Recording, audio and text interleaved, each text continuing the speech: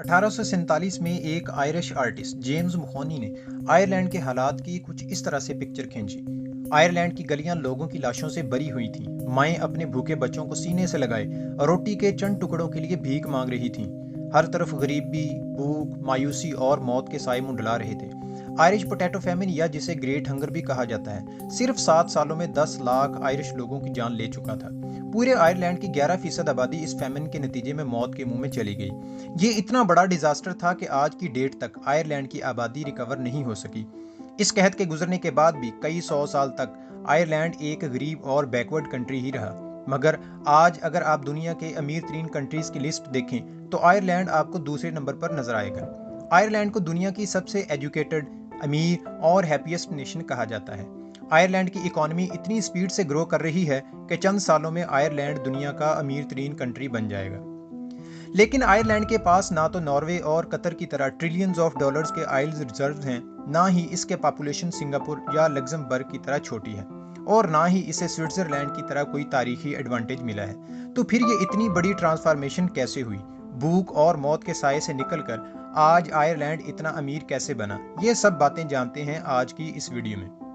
چلتے ہیں 19ویں صدی میں، جب آئرلینڈ میں زندگی انتہائی مشکل تھی۔ اس وقت آئرلینڈ برٹش امپائر کے کنٹرول میں تھا، جو اس سے اچھا خاصا ایکسپلائٹ کرتی تھی۔ آئرلینڈ کے لوگوں کو سیکنڈ کلاس سٹیزن کے طور پر ٹریٹ کیا جاتا تھا۔ آئرلینڈ کی 90% اکانومی ایگریکلچر پر ڈیپینڈنٹ تھی، اور آئرلینڈ کی 80% زمین پر صرف ایک ہی چیز اگائی جاتی تھی، اور وہ تھی پوٹیٹو، جسے ہم آلو بھی کہتے ہیں۔ 17ویں صدی میں آئرلینڈ پوٹیٹو کلٹیویٹ کرنے والا یورپ کا پہلا ریجن تھا۔ یہی آلو وہ چیز تھی جس کی وجہ سے آئرلینڈ کی آبادی پورے یورپ میں سب سے تیزی سے بڑھ رہی تھی۔ سن 1700 میں آئرلینڈ کی آبادی 3 ملین یعنی 30 لاکھ تھی، اور یہ 100 سالوں میں بڑھ کر 5 ملین ہو گئی، اور پھر قحط آنے سے پہلے 1840 میں آئرلینڈ کی پاپولیشن 8 ملین تک جا پہنچی۔ صرف 150 سال میں 266% کا پاپولیشن گروتھ ریٹ، اور اس کی ایک ہی وجہ تھی، اور وہ تھا پوٹیٹو۔ آلو کی 1 ایکڑ کی فصل اور گائے کا دودھ ایک پوری آئرش فیملی کو پالنے کے لیے کافی تھا، اور کیونکہ یہ بڑی آسانی سے کہیں بھی اگایا جا سکتا تھا، اور وہ بھی کافی بڑی کوانٹٹی میں، تو یہ بہت جلد آئرلینڈ کی ہر فیملی کا مین فوڈ سورس بن گیا۔ یہی چیز آئرلینڈ کے لیے ایک بہت بڑا خطرہ بننے والی تھی۔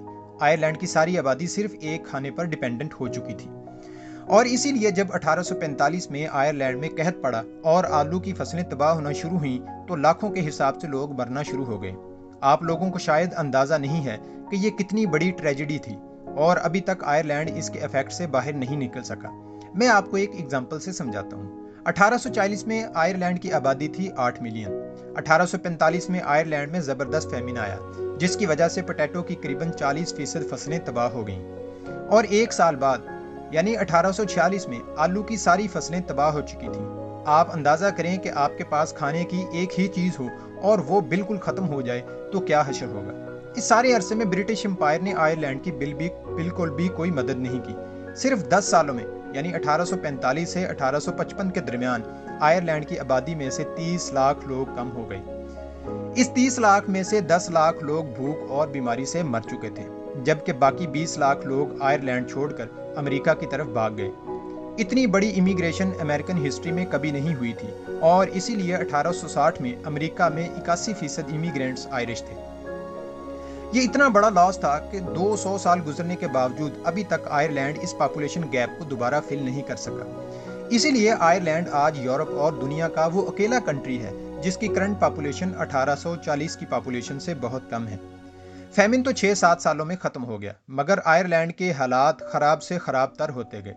1922 میں آئرلینڈ نے برٹش امپائر سے آزادی حاصل کر لی، مگر 10 سال بعد ہی اسے ایک بہت بڑا دھچکا پہنچا، جب 1932 میں گریٹ اکنامک ڈپریشن آیا۔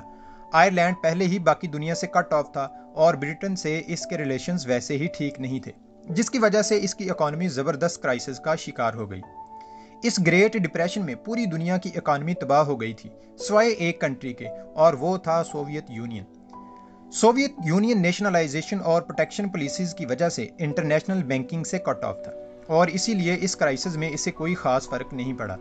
آئرلینڈ کے لیڈرز نے سوویت یونین کی ایگزامپل کو آئرلینڈ میں کاپی کرنا شروع کیا۔ بڑی بڑی کمپنیز کو نیشنلائز کیا گیا، امپورٹ کو بند کیا گیا تاکہ لوکل انڈسٹری کو بچایا جا سکے، مگر اس سب کا آئرلینڈ کی اکانومی پر بہت برا اثر پڑا۔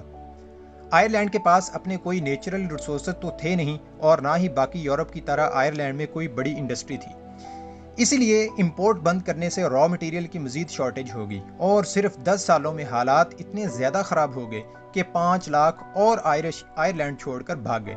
ورلڈ وار 2 کے بعد جہاں باقی یورپ ترقی کر رہا تھا لیکن آئرلینڈ غریب سے غریب تر ہوتا گیا، لیکن یہ سب اب بدلنے والا تھا۔ 1960 میں آئرلینڈ کے پرائم منسٹر شان لیموس نے مشہور آئرش اکانومسٹ ٹی کے وٹ ٹیکر کے ساتھ مل کر فیصلہ کیا کہ اب فائنلی اکنامک پالیسیز کو بدلنا پڑے گا۔ دونوں نے مل کر ایک ڈیولپمنٹ پلان بنایا جو آئرلینڈ کی تقدیر بدلنے والا تھا۔ آئرلینڈ میں نیشنلائز کی گئی کمپنیز کو دوبارہ پرائیویٹ کر دیا گیا، فورن انویسٹمنٹ لانے کے لیے باہر کی کمپنیز پر سے ٹیکس ریکوائرمنٹس ختم کر دی گئی، امپورٹس کھول دی گئیں اور سب سے بڑا کام یہ کیا گیا کہ ایک فری زون بنایا گیا جہاں پر موجود کسی کمپنی سے کوئی ٹیکس نہیں لیا جاتا تھا۔ آئرلینڈ نے سارے بڑے بزنس مین سے پیسہ اکٹھا کر کے اس فری زون میں ایک ایئرپورٹ بھی بنایا تاکہ اس انڈسٹریل ایریا کو باقی دنیا سے کنیکٹ کیا جا سکے۔ اس زون کو شینن فری زون بھی کہا جاتا ہے اور یہ دنیا کا پہلا ماڈرن فری ٹریڈ زون مانا جاتا ہے۔ صرف 6-7 سالوں میں ان پالیسیز کا آئرلینڈ کی اکانومی پر زبردست افیکٹ ہوا۔ جہاں باقی سارے یورپ میں بزنس مین بڑھتے ہوئے ٹیکسز سے پریشان تھے، وہیں آئرلینڈ زیرو ٹیکس پالیسی کی وجہ سے انہیں جنت لگنے لگا۔ ان کمپنیز میں انٹل اور ڈبیئرز بھی شامل تھے۔ اکنامک سکسیس کے بعد آئرلینڈ نے فیصلہ کیا کہ نیکسٹ ٹارگٹ ہے یورپین اکنامک الائنس میں شامل ہونا۔ اسی دوران 1967 میں آئرلینڈ نے پورے ملک میں فری ایجوکیشن اسکیم انٹروڈیوس کروائی۔ انڈر گریجویٹ تک ہر اسٹوڈنٹ کے لیے ایجوکیشن مفت تھی، ایون کہ سیکنڈری اسکولز کی بکس تک کا خرچہ گورنمنٹ ہی دیتی تھی۔ آہستہ آہستہ آئرلینڈ کے حالات بدلنا شروع ہو رہے تھے، مگر پھر 1970 میں آئرلینڈ کو ایک اور دھچکا لگا۔ 1970 میں عرب اسرائیل وار کے بعد لگنے والی آئل سینکشنز کی وجہ سے UK اور پورے ویسٹرن ورلڈ کی اکانومیز بری طرح ہل گئیں، بینکس ڈیفالٹ کر گئے، انڈسٹریز بند ہو گئیں اور ان امپلائمنٹ بڑھ گئی۔ مگر اس دفعہ آئرلینڈ ایسے کسی کرائسس سے نمٹنے کے لیے تیار تھا۔ آئرلینڈ نے اپنے آپ کو باقی یورپ کے مقابلے میں فیوریبل بنانے کے لیے کچھ اور لاز پاس کیے۔ انکم ٹیکس 20% سے کم کر کے 10% کر دیا گیا، امپلائیز کو ہائر اینڈ فائر کرنا آسان کر دیا گیا۔ جہاں باقی یورپ میں بزنسز اور نوٹس پیریڈ جیسی ریکوائرمنٹس پوری کرنی پڑتی تھی، وہیں آئرلینڈ میں ایسی ساری ریکوائرمنٹس ہٹا دی گئیں اور اس کے نتیجے میں کمپنیز کی نظر میں آئرلینڈ ایک بزنس فرینڈلی کنٹری کے روپ میں سامنے آنے لگا۔ اگلے 20 سالوں میں آئرلینڈ ٹرانسفارم ہو چکا تھا، غربت کے سائے چھٹ رہے تھے اور بلینز آف ڈالرز آئرلینڈ میں آ رہے تھے۔ لیکن اس سے بھی زبردست چیز ہوئی 1993 میں جب یورپین یونین نے سنگل مارکیٹ اناؤنس کر دی، جس کے بعد سے آئرلینڈ لیٹرلی پوری دنیا کے لیے اوپن ہو گیا۔ Tax free policies, friendly environment اور زبردست لا اینڈ آرڈر سچویشن کی وجہ سے ساری دنیا سے بڑی بڑی کارپوریشنز آئرلینڈ میں اپنے آفیسز سیٹ اپ کرنے لگی۔ فارن انویسٹمنٹ اتنی زیادہ تھی کہ صرف 10 سالوں میں 1990 سے 2000 کے درمیان آئرلینڈ میں فارن انویسٹمنٹ 2.2% سے 49.2% تک چلی گئی۔ اتنی کمپنیز کے آنے سے بہت زیادہ جابز کریٹ ہونا شروع ہو گئیں، ٹیکسز کم تھے، سیلریز زیادہ تھیں، لوگوں کی پرچیزنگ پاور بڑھتی گئی، لوگ پیسہ خرچتے گئے، اکنامک ایکٹیویٹی بڑھتی گئی، ڈیمانڈ کریٹ ہوتی گئی اور کمپنیز آتی گئیں اور ایک زبردست انویسٹمنٹ لوپ بن گیا۔ گورنمنٹ کے پاس اتنا پیسہ اکٹھا ہو گیا کہ اس نے انفراسٹرکچر اور ویلفیئر پہ کھلی اسپینڈنگ شروع کر دی۔ سن 2007 تک آئرلینڈ یورپ کا تیسرا امیر ترین کنٹری بن چکا تھا۔ آئرلینڈ کی پر کیپیٹا انکم برٹن سے 40% زیادہ تھی۔ جی ہاں، وہی برٹن جس نے 150 سال تک آئرلینڈ پر حکومت کی تھی، اب اس سے بہت زیادہ غریب تھا۔ یہ ہوتا ہے انتقام۔ کاش انڈیا اور پاکستان بھی ایسے برٹن سے انتقام لیتے۔ آئرلینڈ کی سٹوری میں ایک امید ہے کہ حالات جتنے بھی خراب ہو جائیں، دیر از آلویز اے وے اپ۔ غریبی کسی کا مقدر نہیں، ایمانداری، محنت اور پلاننگ سے کیسے بھی حالات بدلے جا سکتے ہیں۔ آج آئرلینڈ پوری دنیا کے لیے ایک ٹیکس ہیون ہے۔ 2015 میں ایپل نے $300 بلین کے ایسٹس امریکہ سے آئرلینڈ ٹرانسفر کیے تاکہ ٹیکس کو اوائڈ کیا جا سکے۔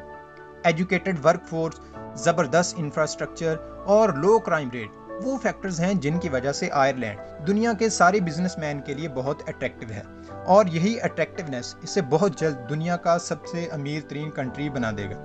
امید کرتے ہیں ہماری یہ آج کی ویڈیو بھی آپ کو پسند آئی ہوگی۔ آپ کے لائکس اور کمنٹس کرنے کا بے حد شکریہ۔